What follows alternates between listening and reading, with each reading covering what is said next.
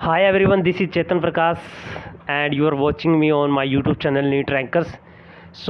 इस वीडियो में हम डिस्कस करने वाले हैं जी बायोलॉजिकल क्लासिफिकेशन और जो हमने सीरीज चलाई हुई है एनसीईआरटी का निचोड़। जी हाँ, ये है एनसीईआरटी का निचोड़। वैसे तो देखिए एक बात बताऊँ आपको हर एक लाइन आपकी एनसीईआरटी की जो एक एक वर्ड है ना गाइज, वो आपका इंपॉर्टेंट है नीट के लिए, एम्स के लिए। खैर एम्स तो अब होता नहीं है, ठीक है, लेकिन पैरामेडिकल का एग्ज़ाम होता है एम्स का, ठीक है, उसके लिए इंपॉर्टेंट है। पैरामेडिकल जो आपका पीजीआई चंडीगढ़ का एग्ज़ाम होता है और बहुत सारे पैरामेडिकल एग्ज़ाम होते हैं, सारे कॉलेजेस अपने अलग अलग लेते हैं, ठीक है, नर्सिंग के भी होते हैं। तो सभी के लिए कॉमन वीडियो गाइज ये, ठीक है, कोई भी देख सकता है, इसमें कोई मतलब वो वाली बात नहीं है कि ये सिर्फ नीट वालों के लिए है, ठीक है। इसमें मैंने ना एक्चुअली जो ये वीडियो है ये आपको एग्ज़ाम से एक दो दिन पहले ही देखनी है आपको, ठीक है, क्योंकि उसका फ़ायदा तभी होगा क्योंकि इसमें मैंने सिर्फ वो बिल्कुल रेलिवेंट चीज़ें डिस्कस किया गाइस, बिल्कुल रेलिवेंट, बिल्कुल एनसीईआरटी का जैसे बोलते हैं ना कि बिल्कुल निचोड़ के वो वाले पॉइंट जो कि बिल्कुल डायरेक्ट क्वेश्चन से आए हैं, बिल्कुल मतलब यार अभी कैसे एक्सप्लेन करूँ आपको। निचोड़ है ये एक तरह से, ठीक है, मतलब इससे नीचे आप नहीं कर सकते कुछ, ठीक है। ये इतना तो आपको करके ही जाना है। अगर आपने बिल्कुल भी नहीं पढ़ा तो अगर आपने ये भी पढ़ लिया ना तो आप क्वेश्चन 70% 80% क्वेश्चन आप ठीक कराओगे, ठीक है। वैसे तो देखिए एनसीईआरटी की सारी लाइन, सारी की सारी टेबल, सारी चीज़ें इंपॉर्टेंट है, एक एक पेज का एक एक वर्ड इंपॉर्टेंट है। फिर भी बोलूँगा कि आपने अच्छे तरीके से एनसीईआरटी पढ़ी होनी चाहिए, ठीक है। इससे पहले मैंने जो हमारा लिविंग वर्ल्ड चैप्टर है, द लिविंग वर्ल्ड, उसकी मैंने वीडियो बनाई थी, कुछ लोगों ने देखी थी, कुछ लोगों ने कमेंट भी किए, काफ़ी अच्छा लगा आपका रिस्पांस, ठीक है, तभी ये वीडियो बना रहा हूँ, तो कमेंट जरूर कीजिएगा इसके ऊपर भी। एनसीईआरटी की चलिए खोल लीजिए। आपकी एक बात बताऊँ आपको अपनी एनसीईआरटी उठा के एक साथ में अपने हाईलाइटर या पेन, जो पेंसिल जो भी आप यूज़ करते हो अपने साथ रखो। जो लाइन मैं बोल रहा हूँ ना बस वो लाइन पढ़नी है गाइज। एग्जाम से 2 दिन पहले केवल आपको वो लाइन ही पढ़नी है, इसके अलावा आपने कुछ नहीं पढ़ना। फालतू का एनसीईआरटी में बहुत सारी चीज़ें दी होती है ना स्टोरी टाइप की बना के, वो नहीं पढ़नी है आपने, ऐसे तो फिर आपका टाइम बहुत ज़्यादा ख़राब होगा। तो सिर्फ वो लाइन पढ़नी है, ठीक है। तो चलिए एनसीईआरटी उठा लीजिए अपनी, अगर आपके पास नहीं है तो सामने स्क्रीन पे देख लीजिए, ठीक है। तो चलिए जी शुरू करते हैं बायोलॉजी का निचोड़, बायोलॉजिकल क्लासिफिकेशन एनसीईआरटी। तो चैप्टर नंबर 2 है the biological classification. Biological classification chapter है इसका। देखिए मैंने जो ये है आपका पेज नंबर है आपका, देखिए ये वाली ट्रिक मैंने आपको पहले भी बताई थी मेरी फर्स्ट वीडियो में कि आप इस ट्रिक को लगा सकते हो कि आपका जो एक्स्ट्रा जो जैसे कि स्पेस बचा हुआ है, जैसे कि मैंने लिखा हुआ है एक्स्ट्रा स्पेस में, मेरी एनसीईआरटी ऐसी इतनी गंदी टाइप की है ना, मतलब कोई बंदा पढ़ नहीं सकता यार उसको, सिर्फ मैं ही पढ़ सकता हूँ, मैं ही डिकोड कर सकता हूँ उसको, ठीक है। तो आप अपने हिसाब से बना सकते हो। ये एक ट्रिक है जो आपका प्रीवियस ईयर के क्वेश्चन है वो आप, मैंने सारे के सारे प्रीवियस ईयर के एक्स्ट्रा इन्फॉर्मेशन मैंने, देखिए एक्चुअली यार नीट का एग्ज़ाम है ना, बोलते हैं कि एनसीईआरटी से आता है 100%, ठीक है, लेकिन मैं ये बोलता हूँ कि 90% एनसीईआरटी से आता है। क्योंकि देखिए जो 10% के जो गूगली क्वेश्चन होते हैं ना, उनको मैंने क्या किया है कि पहले वो क्वेश्चन सोल्व किए, उसके बाद मैंने यहाँ पर लिख दिए सारे, ठीक है, वहाँ पर लिख दिए। तो इससे क्या होगा कि जब मैं एनसीईआरटी पढ़ूंगा ना तो मैं इन पॉइंट को भी ध्यान में रखूँगा, यानी कि मैं एनसीईआरटी पढ़ते पढ़ते एक्स्ट्रा इन्फॉर्मेशन साथ के साथ पढ़ता जाऊँगा, ठीक है। और आपको एक बात बताऊँ, जितनी बार आप एक चीज़ को लिखते हो ना उतनी बार आपके माइंड की ना वो परमानेंट मेमोरी में स्टोर हो जाता है, ठीक है। तो ये टेक्निक आप अपना सकते हो, ठीक है। तो चलिए जी शुरू करते हैं। बायोलॉजिकल क्लासिफिकेशन ये है गाइज आपका पेज नंबर आई थिंक ये मेरे को दिख नहीं रहा, तो ये पेज नंबर है, ये है कितना पेज नंबर है यार, पेज नंबर तो चलो खैर जो भी हो, बायोलॉजिकल क्लासिफिकेशन का पहला पेज है ये, ठीक है। ये है आपका 18वां पेज, ये है, ये आपको निकालना है 16 नंबर पेज, ठीक है। 16 नंबर पेज में आपका बायोलॉजिकल क्लासिफिकेशन चैप्टर है। इसमें देखिए आपको सबसे पहले तो आपको ये पता होना चाहिए कि सबसे पहले हमने क्या जो हमारे ह्यूमन बीइंग थे, जो हमारे एंसेस्टर थे, उन्होंने देखिए हम जो बायोलॉजिकल क्लासिफिकेशन है ना, एक्चुअली वे तो एरिस्टोटल के टाइम से शुरू हुआ है ये, ठीक है। शुरू में एरिस्टोटल ने ही, जो हमारे फादर ऑफ बायोलॉजी थे, लेकिन उससे पहले भी लोग क्लासीफाई करते थे चीज़ों को। वो किसके बेस पे करते थे, वो साइंटिफिक नहीं करते थे, वो उस बेस पे करते थे कि हाँ इस चीज़ से फूड मिलता है हमें, ये प्लांट्स फूड वाले हैं, इनको अलग कैटेगरी में रखो, ठीक है। जैसे मैंगो है, फ्रूट मिलता है, फूड सोर्स है, वीट है, राइस है, मक्की है, मेज़ है, ठीक है, शुगरकेन है, इनसे हमें क्या मिलता है, फूड मिलता है, इन प्लांट्स को अलग रखो। कॉटन है, जूट है, ठीक है, इनसे क्या मिलता है हमें, फाइबर मिलता है, इनको अलग रखो, ठीक है। तो ऐसे क्लासिफिकेशन करते थे वो फूड के बेस पे, शेल्टर के बेस पे, कि शेल्टर में जैसे कि पहले के जो हमारे एंसेस्टर थे पेड़ों पर भी रहते थे कुछ, ठीक है, आप सभी ने पढ़ा होगा इवोल्यूशन चैप्टर। क्लोथिंग के बेस पे जैसे मैंने बता दिया। तो पहले ये था कि हम उनके यूज के बेस पे हम क्लासीफाई करते थे, ठीक है। लेकिन सबसे पहले जो साइंटिफिक क्लासिफिकेशन दिया था ना गाइज, वो दिया था हमारे अरिस्टो साहब ने, एरिस्टोटल ने। Aristotle was the first to attempt a more scientific basis of classification, ठीक है। अब उसने यूज़ क्या क्या किया था, देखिए उसने सिर्फ मॉर्फोलॉजिकल कैरेक्टर यूज़ किए थे गाइज। मैंने यहाँ पे हाईलाइट भी किया हुआ है लाल पेन से भी और हाईलाइटर से भी। He use simple morphological character to classify plant into herb, shrub and tree, ठीक है। देखिए हर्ब होते हैं बिल्कुल छोटे वाले, बिल्कुल स्मॉल, जैसे कि जो ग्रासेस वगैरह आते हैं ये सारे हर्ब्स में आते हैं। सर्ब होते हैं वो जो झाड़ी नुमा पेड़ होते हैं, ठीक है। झाड़ी नुमा जैसे कि आपके इस झाड़ी वाले सारे पेड़ आ जाते हैं इसमें, ठीक है। झाड़ी नुमा जितने भी सारे, उनको श्रब बोलते हैं। और ट्री वाले होते हैं जो आपके बहुत लंबे ट्री, जो बहुत लंबे पेड़ होते हैं, जिनमें पेरिनियल पेड़ ज़्यादातर मतलब जो ये आते हैं इनमें, इनको ट्री में काउंट करते हैं, ठीक है। हालांकि पेरिनियल कुछ हर्ब भी है, ठीक है। लाइक आपका ये बैम्बू लगा लो। बैम्बू क्या है, बांस है। बांस किस प्रजाति से बिलोंग करता है आपका, इससे क्या कहते हैं, आपका ग्रास फैमिली है वो, ठीक है। ग्रास है एक तरह से बैम्बू, ठीक है। तो ये अलग अलग है, एक्सेप्शन हर जगह है इस बायोलॉजी में, ठीक है। बायोलॉजी बायोलॉजी में एक्सेप्शन हर ही जगह है, ठीक है, जैसे केमिस्ट्री में है। तो देखिए उसने क्या किया था, प्लांट्स को तो हर्ब, सर्ब और ट्री में बांट दिया था on the basis of morphology. And उसने एनिमल्स को भी बांटा था। एनिमल्स में जिनमें रेड ब्लड सेल है और जिनमें रेड ब्लड सेल नहीं है, इनके जिनका ब्लड रेड है, जिनका ब्लड रेड है। एनीमा और एनीमिया, मतलब यार लिखने में एक्चुअली बोलने की प्रोनाउंसिएशन मेरी ठीक नहीं होती। एमा और एमा ऐसा कुछ करके है वो, ठीक है, जिसमें रेड ब्लड सेल्स होते हैं वो। एंड मतलब अब कैसे बताऊं यार आपको, आज समझ गए होंगे ना, आपने कई जगह ये वर्ड पढ़ा होगा, ठीक है। तो उसने एनिमल्स को क्लासीफाई किया जिसमें रेड ब्लड होता है, जिसमें रेड ब्लड नहीं होता, ठीक है। उसके बाद आए अपने जी लिनियस साहब। लिनियस साहब ने भी टू किंगडम क्लासिफिकेशन उसके टाइम पे बड़ा फेमस था, जिसमें प्लांटी और एनिमलिया 2 किंगडम थे, ठीक है। लेकिन लीनियस की एक बड़ी जैसे कि बोलते हैं, इनका एक ड्रॉबैक था। ड्रॉबैक ये था कि जो ये लीनियस का जो 2 किंगडम क्लासिफिकेशन था ना, देखिए अब यहाँ से क्वेश्चन बनता है आपका, ठीक है। क्वेश्चन कैसे बनेगा, the classification system given by Linnaeus के उनमें ड्रॉबैक्स के ऊपर क्वेश्चन बन सकता है कि this system did not distinguish between eukaryotes and prokaryotes. यानी कि यूकैरियोट्स और प्रोकैरियोट्स के बीच में ये क्या कर रहे थे, डिस्टिंक्शन नहीं कर पाए थे, ठीक है। इन्होंने बैक्टीरिया को भी एक ही उसमें रख दिया था, प्लांट की कैटेगरी में, ठीक है। फंजाई को भी प्लांट की कैटेगरी में रख दी, क्योंकि दोनों में सेल वॉल पाई जाती है। बैक्टीरिया में भी सेल वॉल पाई जाती है, फंजाइस में भी सेल वॉल पाई जाती है। हालांकि सेल वॉल फंजाई की अलग होती है, वो काइटिन की बनी होती है। बैक्टीरिया की सभी को पता ही होगा किस चीज़ की बनी होती है सेल वाला, मुझे बताने की ज़रूरत नहीं है, ठीक है। तो वही है, ठीक है। तो वो क्या उसमें यही डिस्टिंक्ट नहीं कर पाए थे वो, यूकैरियोट और प्रोकैरियोट में, और यूनिसेलुलर और मल्टीसेलुलर में, ठीक है। प्लांट्स को भी उन्होंने एक में ही रख दिया, बैक्टीरिया को भी। साइनोबैक्टीरिया जो ब्लू ग्रीन एल्गी होती है उनमें क्लोरोफिल होती है, तो उन्होंने एक में ही रख दिया। अब वो क्या है भाई, यूनिसेलुलर है, ठीक है। और आपके जो ये क्या कहते हैं, आपके फंजाई है, फंजाई क्या है, उसको प्लांट में रख दिया उसने। फंजाई कुछ यूनिसेलुलर भी होती है, लेकिन मोस्टली मल्टी सेलुलर होती है। यूनिसेलुलर लाइक आपकी यीस्ट, ठीक है, यीस्ट होगी आपकी।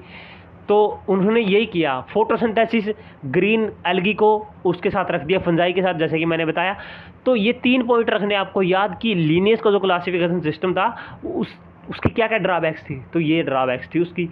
नेक्स्ट है वो आपका, देखिए अगला है कि अब देखिए लीनियस के टाइम पे ये सारा सामान हो गया, सारा सौदा हो गया, ठीक है। Hence 2 kingdom classification used for a long term. एक देखिए, हालांकि जो ये 2 किंगडम क्लासिफिकेशन सिस्टम था ये एक लंबे समय तक चला था, लेकिन ये क्या हुआ, इनएडुकेट नहीं था, ठीक है। यानी कि एक ऐसे सिस्टम की ज़रूरत थी जो कि, अब देखिए लिनियस ने भी कुछ सेलेक्टेड करैक्टर्स को ही यूज़ किया था गाइज, ठीक है। कुछ सेलेक्टेड करैक्टर को यूज़ किया था for the classification of the plants, ठीक है। उसने क्या किया था गाइज, उसने ना जैसे कि आपके ये आपको बताऊं मैं, जो उसने क्या किया था, उसने सेक्सुअल का क्लासिफिकेशन सिस्टम दिया था। आप प्लांट किंगडम में पढ़ोगे उसने क्या किया था, उसने एंड्रोसियम के बेस पे उसने प्लांट्स को क्लासीफाई किया था, जो एंड्रोसियम होता है, इसलिए इसको classification system given bye Linnaeus को हम बोलते हैं इसको सेक्सुअल सिस्टम ऑफ क्लासिफिकेशन। ठीक है, सेक्सुअल सिस्टम ऑफ क्लासिफिकेशन भी बोलते हैं, क्योंकि उसने सेक्सुअल ऑर्गन्स होते हैं जो एंड्रोसियम, उसकी बेस पे उसने क्लासीफाई किया था। लेकिन अब एक ऐसे सिस्टम की ज़रूरत थी जो कि ग्रोस मॉर्फोलॉजी भी यूज करे, उसके साथ साथ cell structure, nature of wall, mode of nutrition, habitat, mode of reproduction और इवोल्यूशनरी रिलेशनशिप्स, इन सारे पॉइंट्स को मद्देनज़र रखते हुए हम क्लासिफिकेशन सिस्टम दें। ठीक है, एक ऐसे सिस्टम की ज़रूरत थी।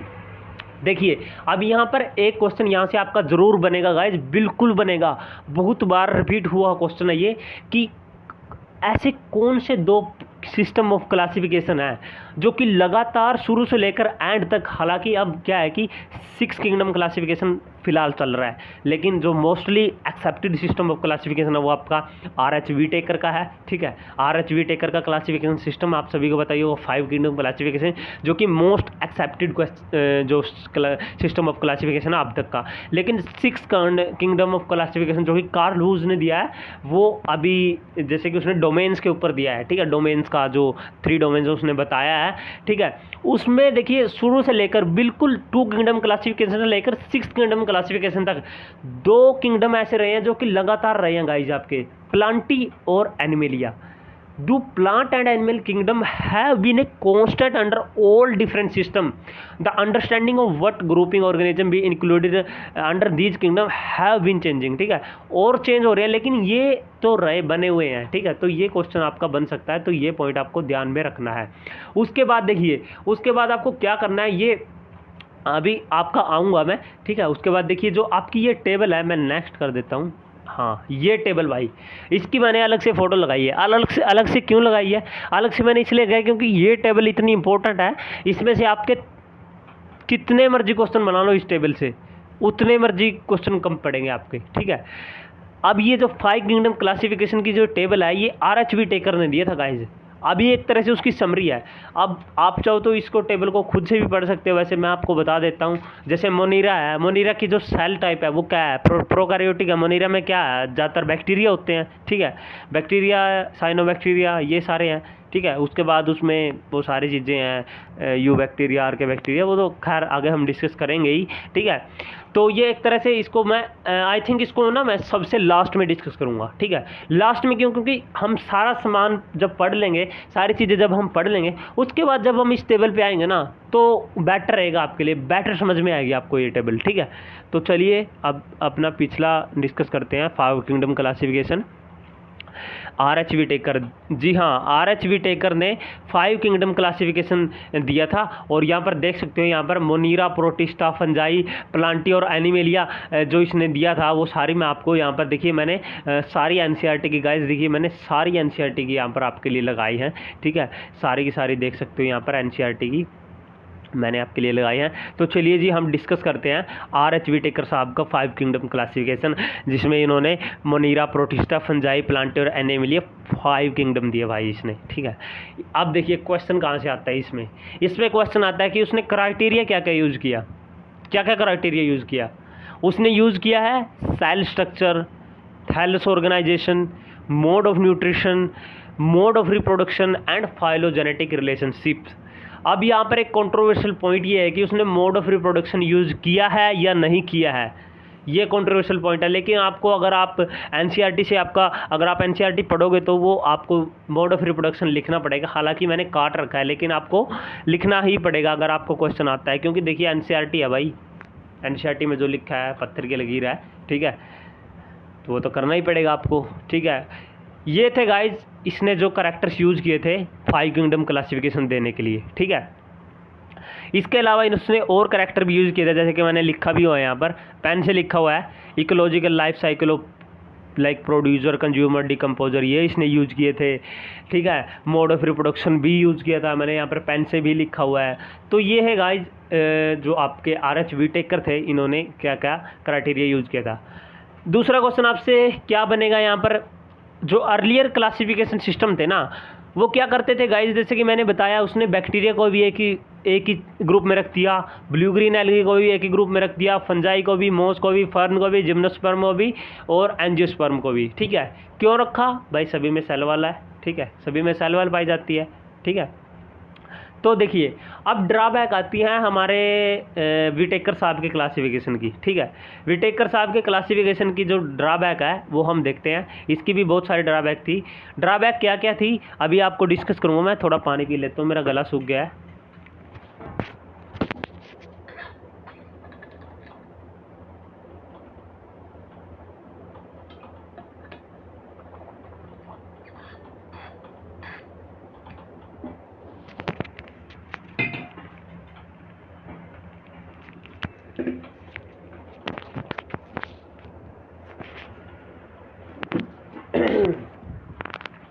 हाँ जी, ड्रॉबैक्स देखते हैं जो हमारे विटेकर साहब का क्लासिफिकेशन सिस्टम था उसकी क्या क्या ड्रॉबैक्स थी।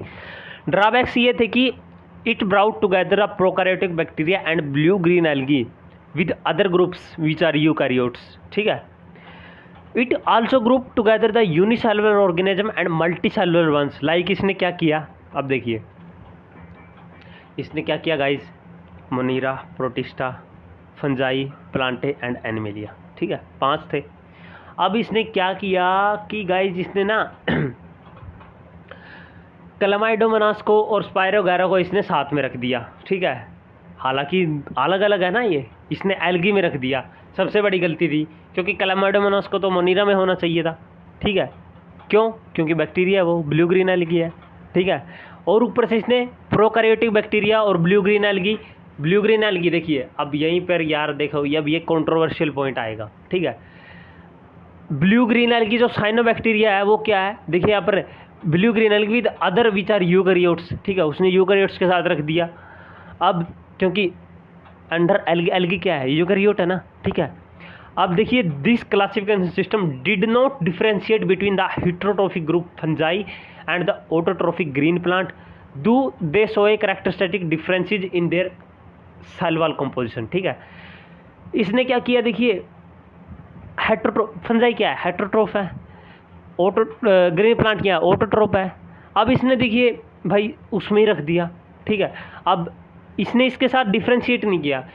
हालांकि देखिए फंजाई की जो सेल वाल है वो काइटिन की होती है, प्लांट्स की सेल वाल वो किस चीज़ की होती है, आपकी सेलुलोज की होती है। ठीक है, तो ये सारी इसकी ड्रॉबैक्स थी गाइज। नेक्स्ट है वो है आपका, ये है आपका नेक्स्ट पेज है, पेज नंबर 18। ठीक है, when such characteristics were considered the fungi were placed in a separate kingdom fungi। ठीक है, उसके बाद किंगडम फंजाई में अलग रख दिया गया। ठीक है, उसके बाद ये आपको नहीं पढ़ना, जो मेन पॉइंट है वो आपको बताऊंगा।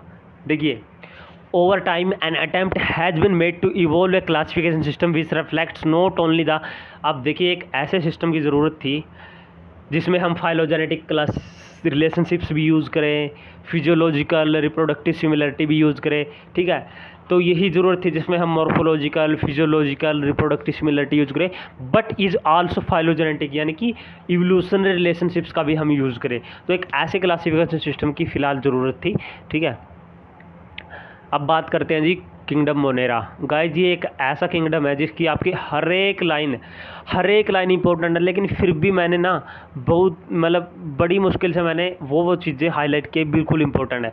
देखिए मोनेरा एक तो हर जगह उपलब्ध है, आपको सभी को पता ही होगा। ठीक है, बैक्टीरिया हर जगह उपलब्ध है आपका, और तो और हमारे इंटेस्टाइन में भी कुछ बैक्टीरिया है जो कि कमेंसल है हमारी, जिनके बिना हमारा डाइजेस्टिव सिस्टम है वो ठीक नहीं रह सकता, वो हमें हमारी इंटेस्टाइन में होना ही चाहिए। देखिए इकोलाई है, कुछ इकोलाई है जो पैथोजेनिक भी होते हैं, कुछ इकोलाई जो हमारे कमेंसल भी होते हैं। ठीक है, जो हमारा कमेंसल जो हमारा नॉर्मल फ्लोरा है। ठीक है, तो यही है कि ये जो बैक्टीरिया है वो हर जगह है भाई। ठीक है, डीप ओशंस में है, डेजर्ट में है, स्नो में है, हर जगह है गाइस। ठीक है, तो ये आपको पता होना चाहिए। ऊपर से आपको और क्या पता होना चाहिए, देखिए ये पॉइंट काफ़ी इंपॉर्टेंट आपके लिए। दो bacterial structure is very simple. Bacterial तो सिंपल है, क्यों? सिंगल सेल है भाई। ठीक है, प्रोकैरियोट है, न्यूक्लियस के ऊपर कोई लेयर नहीं है, यानी कि प्रोकैरियोट है वो। ठीक है, सैलो ऑर्गेन लेनी है, लेकिन फिर भी बहुत कॉम्प्लेक्स है, फिर भी इतने सारे डिजीज कोज करता है। दो they are very complex in behaviour उनका बड़ा कॉम्प्लेक्स है भाई, ठीक है। टेटनस किससे होता है? बैक्टीरिया से होता है, ठीक है। टेटनस कितनी खतरनाक बीमारी है, ठीक है। माइकोबैक्टीरिया टीबी कोज करता है भाई, कितना खतरनाक बैक्टीरिया है, ठीक है। एंथ्रेक्स कोज करता है भाई, ठीक है। तो ये सारा बैक्टीरिया बड़ा कॉम्प्लेक्स है गाइस, बैक्टीरियोलॉजी बहुत कॉम्प्लेक्स है, बड़ी ही कॉम्प्लेक्स है। आप ऐसे मत समझो जो ये अभी आप किताबों में पढ़ रहे हो ना भाई, बहुत बहुत ज़्यादा रिसर्च की करके बंदों ने तब जाके पता लगा है बैक्टीरिया के बारे में। ऐसे थोड़ी है कि माइक्रोस्कोप में डाला और ऐसे देख लिया भाई, बहुत सारी चीज़ करनी पड़ती है। कल्चर लगाना पड़ता है, उसके बाद स्मीयर बना के स्टेन करना पड़ता है भाई, बहुत ज़्यादा कम्बस्टम प्रोसेस है गाइस बैक्टीरियोलॉजी। हर कोई बैक्टीरियोलॉजिस्ट थोड़ी बन सकता है, ठीक है। तो ये भी एक फील्ड है भाई रिसर्च की, आप चाहो तो कर सकते हो इसको भी, ठीक है। अब यहाँ पर देखिए, compare to many other organism, bacteria एक ऐसा ग्रुप है ना ऑर्गेनिज्म का जिसमें मोस्ट एक्सटेंसिव मेटाबॉलिक डाइवर्सिटी मिलती है। यानी कि मोस्ट एक्सटेंसिव मेटाबॉलिक डाइवर्सिटी का मतलब क्या है? मतलब ये है गाइज, अभी मैं आपको पिछली टेबल पे लेके चलता हूँ, ठीक है। इसका मतलब बताता हूँ आपको। जो बैक्टीरिया है, मोनीरा है, अब इसमें देखो मोड ऑफ न्यूट्रिशन, इसमें मोड ऑफ न्यूट्रिशन लिखा हुआ है आपका, ऑटोट्रोफिक लिखा हुआ है आपका। ऑटोट्रोफिक में भी गाइस दो टाइप से है, यानी कि खुद का खाना ये दो टाइप से बना सकते हैं। कैसे बना सकते हैं? कीमोसिंथेटिक से और फोटोसिंथेटिक से। अब आपको समझाता हूँ कीमोसिंथेटिक का मतलब क्या है। कीमोसिंथेटिक का मतलब है कि केमिकल रिएक्शन करके, केमिकल को तोड़ के उससे जो एनर्जी रिलीज होगी वो ये फूड बनाने में, या एनर्जी एज ए प्रोसेस, मतलब आपका एनर्जी को एनर्जी रिक्वायरमेंट्स अपनी ये पूरी करता है। फोटोसिंथेसिस लाइट की प्रेजेंस में अपना खाना बनाता है। ऑटोट्रोफिक भी है और हेटरोट्रोफिक भी है। हेटरोट्रोफिक कैसे है? अब हेटरोट्रोफिक भी दो टाइप से है ये, सैप्रोफाइटिक एंड पैरासाइटिक। पैरासाइटिक जो डिजीज कोजिंग है, ठीक है। सैप्रोफाइटिक जो गले सड़े उन पर अपना डेड डिकेइंग ऑर्गेनिक मैटर को कंज्यूम करते हैं। तो देखिए डाइवर्सिटी है ना, ये चार टाइप के हैं भाई, कीमोसिंथेटिक, फोटोसिंथेटिक, सैप्रोफाइट, पैरासाइट। तो इसलिए सबसे कॉम्प्लेक्स मेटाबॉलिक डाइवर्सिटी है बैक्टीरिया की, ठीक है। आगे चलते हैं। ये पॉइंट आपको क्लियर हुआ कि नहीं, कमेंट बॉक्स में ज़रूर बताइएगा। देखिए यहाँ पर लिखा हुआ है the vast majority of bacteria are heterotroph. लेकिन जो वास्ट मेजोरिटी ऑफ बैक्टीरिया है ना वो हिट्रोट्रोफ है, यानी कि वो अपना फूड सिंथेसाइज नहीं करते, वो दूसरे पे डिपेंड है। दूसरे पे कैसे डिपेंड है? या तो सेप्रोट्रोफ है, ठीक है, या पैरासाइट है। मोस्टली वो पैरासाइट ही है, ठीक है। अब डिस्कस करते हैं जी आर के बैक्टीरिया। देखिए जो मैंने बायोलॉजी है, मैं हर एक वीडियो में डिस्कस करता हूँ। बायोलॉजी यार इतनी आसान है ना यार, बहुत ज़्यादा आसान है यार। बायोलॉजी में बस आपको ना वर्ड का मतलब पता होना चाहिए। अब आर के बैक्टीरिया है जी, तोड़ो इसको, संधि विच्छेद करो इसका संधि विच्छेद। Archaea plus bacteria. आर्किया मतलब क्या होता है? जहाँ पर भी आप आर्किया वर्ड यूज कर लो ना, इसका मतलब आप पास्ट की बात कर रहे हो। पास्ट की कैसे? फॉसिल, खुदाई करते हैं ना भाई, आर्कियोलॉजी। क्या होती है आर्कियोलॉजी? आर्कियोलॉजी क्या होती है? फॉसिल की स्टडी होती है, ठीक है। वही आर्के बैक्टीरिया क्या है? लिविंग फॉसिल है, सबसे बड़ा एग्जाम्पल है ये लिविंग फॉसिल का, ठीक है। आर्किया मतलब बहुत पुराना, पौराणिक, ठीक है, आर्के बैक्टीरिया। अब जो आर्के बैक्टीरिया है उसके बारे में आपको ये पॉइंट क्लियर होने चाहिए। एक तो ये कि जो आर्के बैक्टीरिया है ना, सबसे खतरनाक जगहों पर रहते हैं भाई, सबसे खतरनाक जगहों पर, जहाँ पर कोई और तो ना मतलब सर्वाइव कर ही नहीं सकता। लाइक साल्टी एरियाज, इनको बोलते हैं हम हेलोफाइल।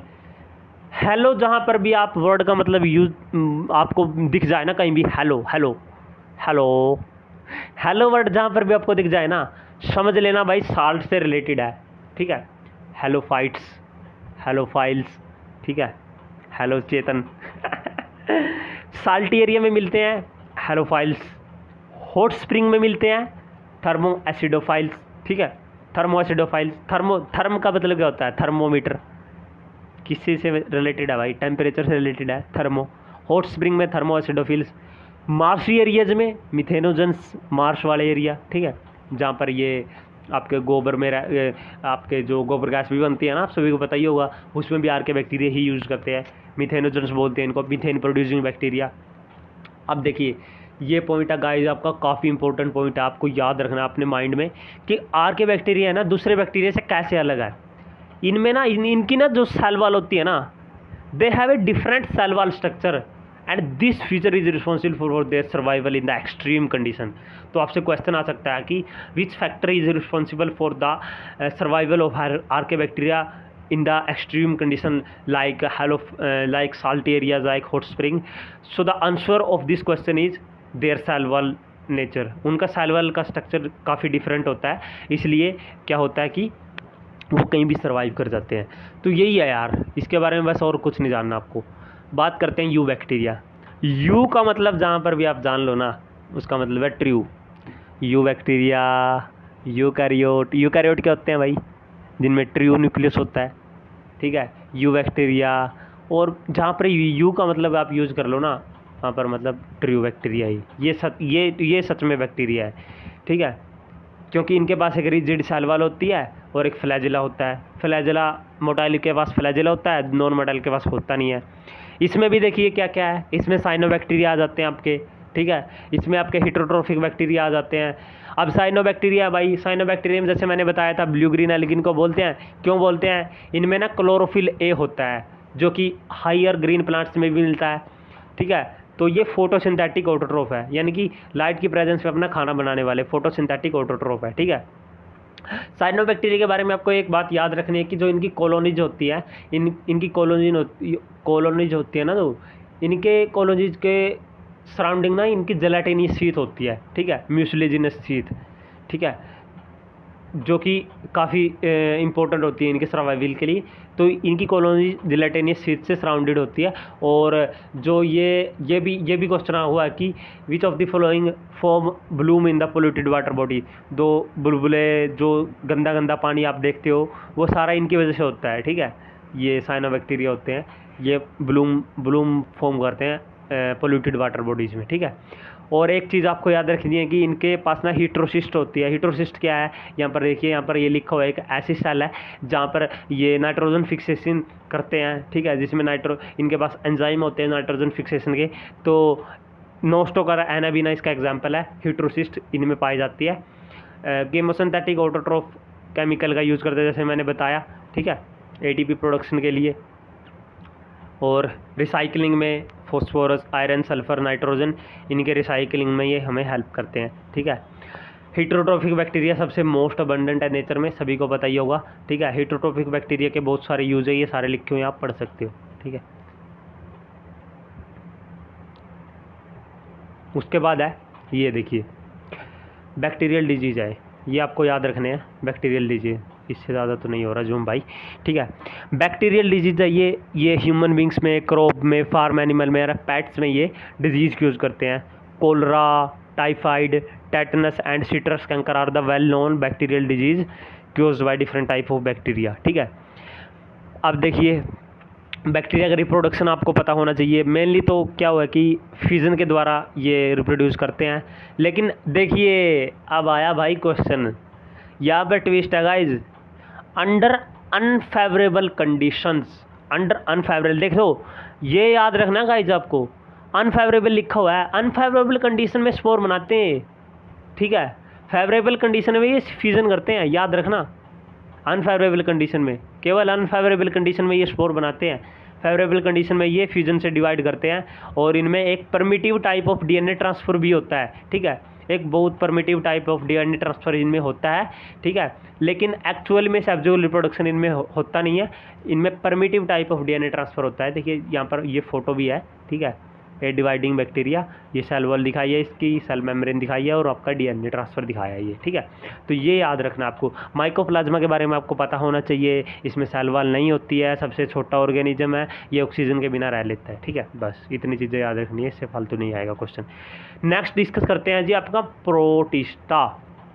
प्रोटिस्टा के बारे में आपको सबसे बड़ी चीज़ आपको याद रखनी है कि ये एक ऐसा फाइलम है, ठीक है, ये ऐसा एक किंगडम है, फाइलम थोड़ी है ये ऐसा किंगडम है जो कि सबसे कनेक्टेड है, प्लांट से भी, एनिमल से भी, ठीक है, बैक्टीरिया से सबसे, ये मोनीरा से भी सबसे कनेक्टेड है, फंजाई से भी, ठीक है। वो कैसे कनेक्टेड है? All single celled eukaryotes are placed in the protista, all single celled prokaryotes are placed in the monera, all single celled eukaryotes are placed in the protista, but the boundaries of the kingdom are not well defined। क्यों? मैंने बता दिया कि ये members of protista form में, यहाँ पर लिखा भी हुआ है, member of protista are primarily aquatic होते हैं, and this kingdom forms a link with the other dealing with plant, animal and fungi, ठीक है। प्लांट के, एनिमल के और फंजाई में ये कनेक्टिंग लिंक होता है, हालांकि मैंने मोनीरा बोल दिया, वो गलत बोला, ठीक है। तो फंजाई में, प्लांट में, एनिमल में ये कनेक्टिंग लिंक है, ठीक है, ये आपको याद रखना है, ठीक है। इसके बाद प्रोटिस्टा में जो रिप्रोडक्शन होता है वो सेक्सुअल भी होता है और एसेक्सुअल भी होता है, ठीक है। एसेक्सुअली भी होता है, सेक्सुअली भी होता है। सेक्सुअली कैसे होता है? सेल का फ्यूजन होता है और जाइगोट का फॉर्मेशन होता है, तो वो तो सेक्सुअली हो गया भाई, ठीक है। क्राइसोफाइट्स के बारे में सबसे बड़ी चीज़ आपको याद रखनी है, it includes diatoms and golden algae desmids, ठीक है, ये याद रखना आपको। ऊपर से डायटम्स, जो डायटम्स अर्थ के ऊपर तो क्वेश्चन आता ही है, ऊपर से डायटम है जो इसकी जो सेल वाल के बारे में आपको याद रखना, इससे क्वेश्चन आता है कि इसकी जो सेल वाल होती है जो थिन ओवरलैपिंग की होती है इसमें, जैसे कि एक सोप बॉक्स होता है, मेरे पास सोप बॉक्स रखा नहीं हुआ है, अभी दिखा देता आपको। सोप बॉक्स क्या होता है, ऐसे फिट हो जाता है ना, तो ऐसी इनकी सेल वाल होती है, ठीक है। और इनकी जो सेल वाल होती है इसमें ना सिलिका पाया जाता है, ठीक है। सिलिका इनडिस्ट्रक्टिबल होता है, ठीक है, यानी कि ईजिली डिस्ट्रक्ट नहीं कर सकते आप, ईजिली तोड़ नहीं सकते उसको, ठीक है। सिलिका उसमें होता है, सिलिका आप सभी को बताइए होगा, मिट्टी में भी पाया जाता है, ठीक है। और डायटम इस अर्थ के बारे में आपको पता होना चाहिए। और ये गाइज आपके जो chief producers in the ocean है ये, ठीक है, ये क्वेश्चन बार बार आता है कि which of the following are the chief producers in the oceans, तो ये है गाइज आपके क्राइसोफाइट्स, ठीक है। क्राइसोफाइट्स ये पहला था इसमें, किंगडम प्रोटिस्टा में, फाइलम, ठीक है। उसके बाद आपका डाइनोफ्लैजिलेट्स। डाई क्या मतलब है भाई? डाई जहाँ पर भी मतलब आ जाए, तोड़ो, इस वर्ड को तोड़ो, डाइनोफ्लैजिलेट्स, यानी कि जिसमें दो फ्लैजिला हो भाई, ठीक है, दो फ्लैजिला वाले। अब ये याद रखना है कि ये ना एक तो मैरीन होते हैं ज़्यादातर और ये फोटोसिंथेटिक होते हैं, ठीक है। ये मैराइन होते हैं, फोटोसिंथेटिक होते हैं, और ऊपर से ये क्या होते हैं guys? They appear yellow, green, brown, blue और red depending on the main pigment present in their cell wall, ठीक है। इनकी जो सेल वॉल होती है ना, उनमें डिफरेंट टाइप के पिगमेंट्स पाए जाते हैं, ठीक है। अब ये उनके बेस पे ही क्या होते हैं, ये इनका कलर होता है yellow, brown, blue, red tides आपने सुना होगा, गोनियाकुलिस, जो कि मतलब रेड टाइड कोज करता है। एक रेड टाइड होता है, एक रेड ओशन होता है, वो आपको बताऊंगा मैं, रेड सी, ठीक है। और इनकी जो सेल वाल होती है, इनमें स्टीफ सेल्यूलोज प्लेट्स होती हैं आउटर सरफेस पे, ठीक है, इनकी सेल वाल में, ठीक है, स्टीफ सेल्यूलोज प्लेट्स होती हैं। उसके बाद आपको देखिए मैंने बताया कि इनमें दो फ्लैजिला होते हैं, एक लॉन्गिट्यूडिनल होता है, एक ट्रांसवर्स होता है, ठीक है। उसके बाद आपको याद रखना है कि इनका जो रेड डाइनोफ्लैजिलेट्स है, इसका एग्जांपल याद रखना है आपको, गोनियोलुलस, ठीक है, गोनियोलुलस याद रखना है। इससे क्या होता है कि ये इतने ज़्यादा रैपिड मल्टीप्लिकेशन करता है सी में कि सी ना रेड दिखने लग जाता है, यानी कि रेड टाइड्स। अब देखिए इसमें आपको याद रखना है कि सी ना जो हमारा समुद्र है वो लाल अपीयर होने लग जाता है, रेड टाइड्स, ठीक है। और आप मैंने यहाँ पर लिखा भी हुआ है रेड टाइड्स और रेड, यहाँ पर हाँ ये रहा, रेड टाइड्स आपका जो गोनियोलक्स की वजह से होता है। रेड सी आपका होता है ब्लू ग्रीन एल्गी, जो कि ट्राइकोडेस्मियन एक एल्गी है, ठीक है, ब्लू ग्रीन एल्गी है ट्राइकोडेस्मियन, इसकी वजह से रेड सी होता है। और रेड टाइड्स होता है वो आपका गोनियोलक्स से होता है। तो ये आपको पॉइंट ध्यान में रखना है, कंफ्यूजन नहीं करनी है, कंफ्यूज करके ही आएगा क्वेश्चन एग्जाम में, ठीक है। ये हो गया जी, एग्जाम्पल आपको सभी को पता ही होगा, ठीक है। उसके बाद देखिए आपको यहाँ पर मैंने इसके एग्जांपल्स मैंने आपको वैसे तो बता ही दिए कि क्या क्या ये गोनियोलक्स है, और भी बहुत सारे एग्जांपल है इसके, वो आप देख सकते हो, लेकिन जो एनसीईआरटी में एग्जांपल्स दिए हुए हैं वही आपने याद करने हैं। यूग्लिनोइड्स, इसमें मेनली यूग्लिना आता है, इसका नाम ही यूग्लिनोइड्स है। और ये मेजोरिटी में देखिए, जो मेजोरिटी का जो यूग्लिना है वो फ्रेश वाटर में पाए जाते हैं, ठीक है। जो खड़ा हुआ पानी होता है, स्टैग्नेंट वाटर, एक जगह खड़ा हुआ पानी होता है, उसमें पाए जाते हैं ये, ठीक है। एक मिनट, हाँ जी, ये हो गए गाइज आपके यूग्लिनोइड्स। उसके बाद आपको यूग्लिनोइड्स के बारे में और कौन सा पॉइंट है जो आपको पता होना चाहिए यूग्लिनोइड्स के बारे में, वो ये है कि instead of a cell wall they have a, इनमें देखिए instead of a cell wall they have a protein rich layer, ठीक है, यानी कि इनमें सेल वॉल नहीं होती, लेकिन इनमें ना एक प्रोटीन रिच लेयर होती है जिसको हम पेलिसिल बोलते हैं, जिसकी वजह से इनकी ना फ्लेक्सिबिलिटी आ जाती है इनमें, ठीक है, ये फ्लेक्सिबल हो जाते हैं, ठीक है, which makes their body flexible, ठीक है। उसके बाद इनमें फ्लैजिला भी होता है, ये तो आपको याद रखने हैं। उसके बाद आपको सभी को पता ही होगा यूग्लिना क्या होता है भाई, कनेक्टिंग लिंक है प्लांट्स और एनिमल्स के बीच में। इंटरेस्टिंगली यहाँ पर लिखा हुआ है the pigments of euglenoids are identical to those present in the higher plants, ठीक है, like chlorophyll a, chlorophyll c, carotenoids मैंने यहाँ पर लिखा हुआ है, ठीक है, तो ये आपको पॉइंट याद रखने हैं। नेक्स्ट है वो आपके है स्लाइम मोल्ड्स। स्लाइम मोल्ड क्या क्या मतलब इस वर्ड से आपको क्या आ रहा है? इस वर्ड से आपको पता होना चाहिए कि ये बात हो रही है जो डिग्रेडेशन करते हैं, ठीक है, डिग्रेडेशन करते हैं मटेरियल्स का, ठीक है, स्लाइम मोल्ड्स, गली सड़ी चीज़ों पे स्लाइम मोल्ड। ये वर्ड कैसे, मोल्ड का मतलब क्या होता है, फंगस के लिए भी यूज़ करते हैं। मोल्ड फंगस दो टाइप की होती है, ईस्ट में और मोल्ड में, ठीक है, तो ये स्लाइम मोल्ड्स होते हैं। Slime moulds are saprophytic protista, जैसे कि मैंने बताया ये सैप्रोफाइट्स होते हैं, ठीक है। और देखिए भाई यहाँ से क्वेश्चन आता है भाई, अब बिल्कुल आपकी पैनी नज़र होनी चाहिए उल्लू की तरह, उल्लू की तरह पैनी नज़र होनी चाहिए भाई आपकी। अंडर सूटेबल कंडीशन, सूटेबल की जगह आपका लिखा आ सकता है under favourable conditions, they form an aggregation, ये एक एग्रीगेशन बनाते हैं कॉल्ड प्लाज्मोडियम। ये वो बड़ा प्लाज्मोडियम नहीं है भाई जो मलेरिया कॉज करता है, वो बड़ा प्लाज्मोडियम नहीं है ये, ठीक है, ये प्लाज्मोडियम अलग है, ये बात याद रखना। कभी कमेंट बॉक्स में आप कमेंट करो सर प्लाज्मोडियम तो मलेरिया कॉज करता है, ठीक है, ऐसा मत बोलना यार, बेइज्जती मत करवाना मेरी, ठीक है।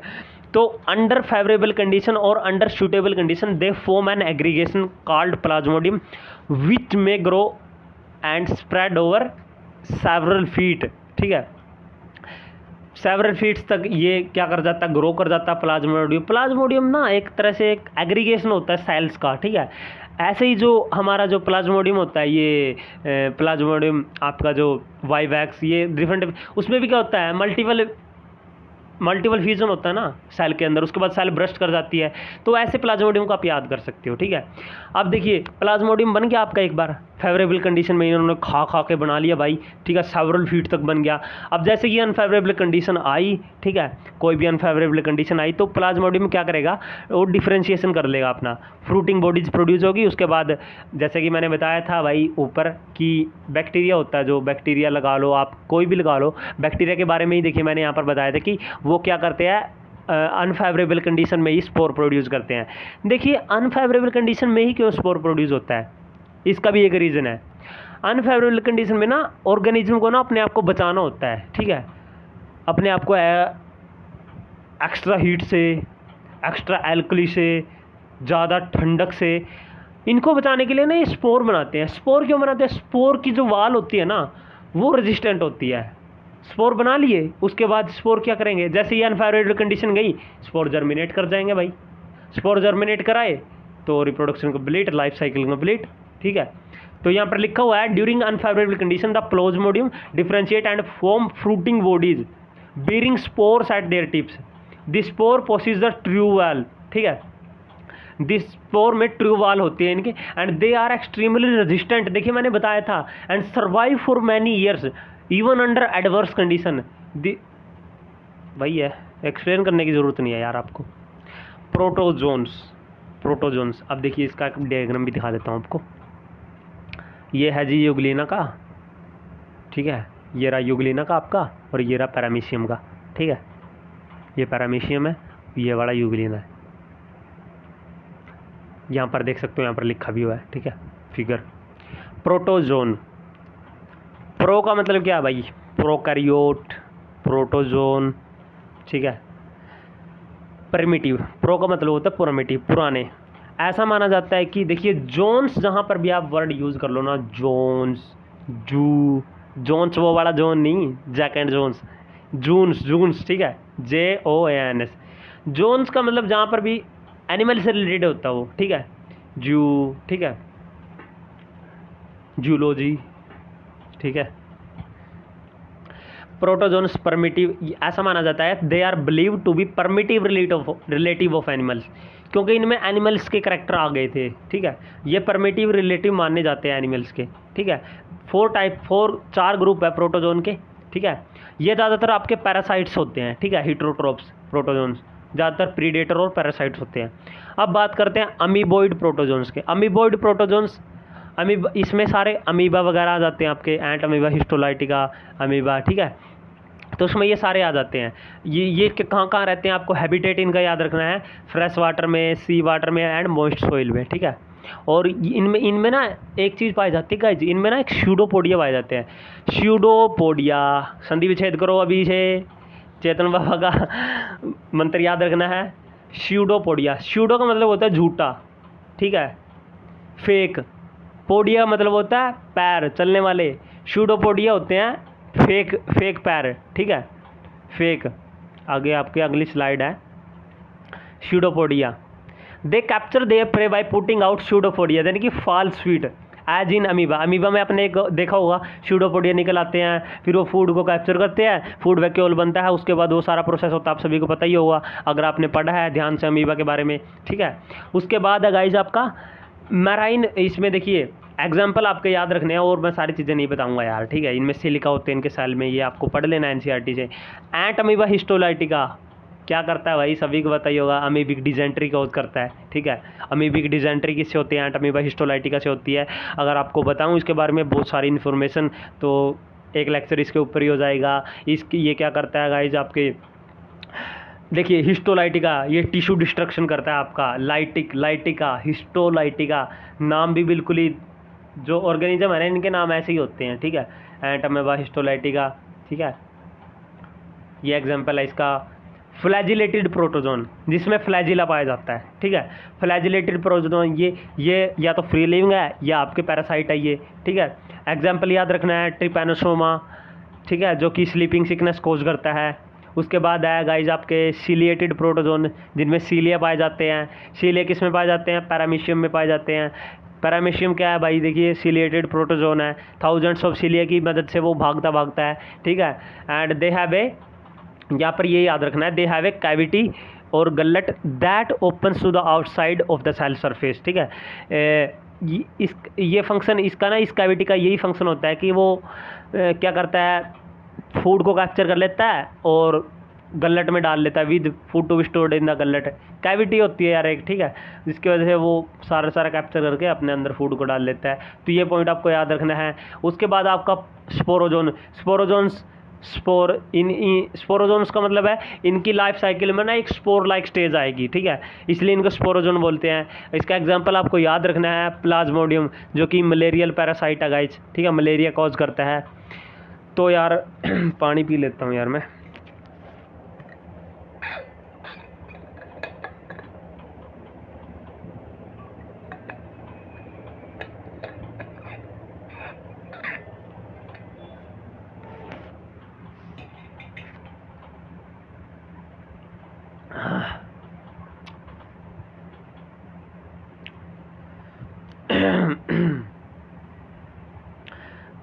रात के बज चुके हैं जी, नहीं सुबह के बोल लूँगा रात को तो नहीं, ठीक है।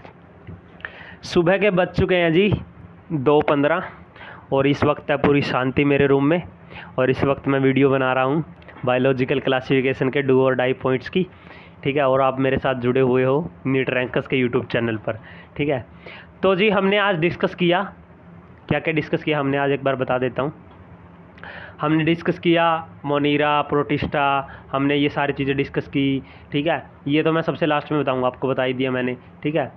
तो जी आज की वीडियो ना 43 मिनट की हो चुकी है यार, ठीक है, काफ़ी लंबी हो चुकी है वीडियो। तो अभी इसको यहीं पे एंड करते हैं। नेक्स्ट जो लेक्चर है वो मैं सोच रहा हूँ फंजाई का एक अलग से ले लूँ, ठीक है, जिसमें मैं फंजाई, प्लांटे, वो सारे, वो तो अलग अलग 2 चैप्टर ही है, प्लांटे और एनिमलिया का, ठीक है। तो फंजाई के आगे जितने सारे वायरोड, वायरन्स, वो सारे मैं एक ही लेक्चर में डिस्कस कर लूँगा, ठीक है। तो यहीं पे एंड करते हैं इसको, ठीक है। वीडियो कैसे लगी लाइक कर दीजिए, ठीक है। चैनल पर नए तो सब्सक्राइब कर लीजिए, ठीक है। ठीक है। पास के जो बेल आइकन है उसको भी दबा दीजिए ताकि न्यू वीडियो जब मैं बनाऊँ आपके पास नोटिफिकेशन सबसे पहले पहुँच जाए। उसके साथ ही साथ कमेंट करके बताइए कि कैसी लगी वीडियो, कैसे लगी मेरी ये ट्रिक बताने की। वैसे तो आपको लाइन टू लाइन पढ़नी है एनसीईआरटी, लेकिन एग्ज़ाम से पहले आपको ये सारी चीज़ें तो आपको पता ही होनी चाहिए, डू और डाई पॉइंट्स। तो यहीं पे ऐड करते हैं आज इसको, ठीक है। आगे आने वाले चीज़ में ये सारी चीज़ें डिस्कस करूँगा। और गाइस देखिए, आप हमारे फेसबुक पेज को भी आप हमारे को लाइक कर सकते हो, ठीक है, और फॉलो कर सकते हो। 2685 लोगों ने लाइक किया अब तक, और इससे भी ज़्यादा लोगों ने चैनल को पेज को फॉलो भी किया हुआ है। आप भी कर सकते हो, ठीक है। हमारा जो फेसबुक का पेज है नीट रैंकर्स के नाम से है, आप चाहो तो उसको लिंक डिस्क्रिप्शन बॉक्स में दे दिया है, वहाँ जाकर आप इसको लाइक कर सकते हो, ठीक है। बहुत सारा कंटेंट मैं इसके ऊपर डालता रहता हूँ, ठीक है। बाकी तो और क्या बोलूँ यार, क्या बोलूँ, बस आप सभी को बताइए यार, मैं हर जगह उपलब्ध हूँ आपके लिए, इंस्टाग्राम पर, ठीक है। नीट रैंकर्स ऑफिशियल की हमारी आईडी है, चाहो तो आप जाकर चेक कर सकते हो, नीट रैंकर्स ऑफिशियल उसकी हमारी आईडी है, ठीक है। यहाँ पर ये देखिए सारे लिंक मैंने लिखे हुए हैं हमारे, कहाँ कहाँ हैं हम। आप मेरे को ढूंढ सकते हो इंस्टाग्राम पर नीट रैंकर्स ऑफिशियल, ठीक है। सॉरी, नीट रैंकर्स है यार, एक्चुअली मैं हर जगह हूँ ना, तो मेरे को आईडी याद ही नहीं होती किस किस की। नीट रैंकर्स ऑफिशियल हमारा टेलीग्राम का चैनल है, ठीक है। नीट रैंकर्स ऑफिशियल हमारा टेलीग्राम का चैनल है, आप चाहो तो उसको ज्वाइन कर सकते हो। लिंक आपको डिस्क्रिप्शन बॉक्स में मिल जाएगा गाइस, जाकर आप उसको इसका जो पीडीएफ है, ये जो पीडीएफ तो मेरे को शेयर करने की वैसे ज़रूरत नहीं है। आप सभी के पास एनसीईआरटी होगी, ऐसा कोई शख्स नहीं होगा जो नीट की तैयारी कर रहा होगा और उसके पास एनसीईआरटी ना हो, ठीक है। तो एनसीईआरटी आपके पास होगी, नहीं हो तो ये पीडीएफ है जो मैंने शेयर किया है, इसको डाउनलोड कर लेना। एक्चुअली पीडीएफ अगर आप डाउनलोड करोगे ना, उसका एक फ़ायदा होगा, इसके साथ ही मैंने जो एक्स्ट्रा इन्फॉर्मेशन लिख रखी है ना साइड में एनसीईआरटी में, वो आपको पढ़ने को मिल जाएगी, ठीक है। वो आपके लिए काफ़ी बेनिफिशियल होगा, तो आप डाउनलोड कर सकते हो जाकर। टेलीग्राम का जो चैनल है उसका मतलब डायरेक्ट मैंने पीडीएफ का लिंक दे भी रखा है, और चाहो तो आप चैनल पर जाकर भी आप ज्वाइन करके आप वहाँ पर डाउनलोड कर सकते हो। और बाकी यूट्यूब हमारा चलता ही है, नीट रैंकर्स का यूट्यूब चैनल ऑफिशियल जो इस पे ऊपर आप देख रहे हो, और फेसबुक पेज को आप लाइक कर सकते हो, और मेरे साथ इंस्टाग्राम पर कनेक्ट हो सकते हो। नीट रैंकर्स का जो हमारा पेज है, ठीक है, उस पर आप मेरे साथ जुड़ सकते हो, काफ़ी फॉलोवर्स हैं हमारे। और अगर आप ट्विटर चलाते हो तो ट्विटर पर भी आप हमें ट्वीट कर सकते हो। तो चलिए जी, आपसे नेक्स्ट लेक्चर में आपसे मुलाकात होगी। तब तक के लिए नमस्कार, सलाम, सत श्री अकाल, थैंक यू वेरी मच, पढ़ते रहिए जी। और तो चलिए, आपसे न्यू वीडियो में मुलाकात होगी, तब तक के लिए नमस्कार, सलाम, सत श्री अकाल, जय हिंद दोस्तों।